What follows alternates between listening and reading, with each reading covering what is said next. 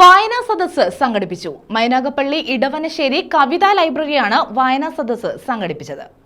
മൈനാഗപ്പള്ളി ഇടവനശ്ശേരി കവിതാ library arts and sports ക്ലബിന്റെ നേതൃത്വത്തിലാണ് ഗൃഹാങ്കണ വായനാ സദസ്സ് സംഘടിപ്പിച്ചത്. മൈനാഗപ്പള്ളി തറമേൽ ക്ഷേത്രത്തിന് സമീപം സംഘടിപ്പിച്ച വായനാ സദസ്സ് കൊല്ലം കോർപ്പറേഷൻ മുൻ ഡെപ്യൂട്ടി മേയർ കൊല്ലം മധു ഉദ്ഘാടനം ചെയ്തു. എല്ലാ ഗ്രാമത്തിൽ ചെന്നാലും മത്സരിക്കുകയാണ് ഗ്രന്ഥശാല പ്രവർത്തകർ. ഗ്രാമങ്ങളിൽ ചെന്നാൽ കലാസമിതികൾ, സ്പോർട്സ് സംഘടനകൾ, അങ്ങനെയുള്ള ഇടങ്ങളൊക്കെയും.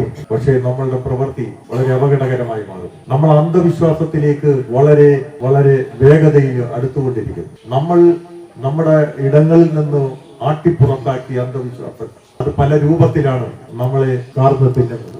നമ്മൾ അതിൽ അഡിക്റ്റഡ് ആണ്. എംഡിയുടെ മഞ്ഞ് എന്ന നോവലിനെ അധികരിച്ചായിരുന്നു വായനാ സദസ്സ് സംഘടിപ്പിച്ചത്. ആർ മദനമോഹനൻ അധ്യക്ഷത വഹിച്ചു.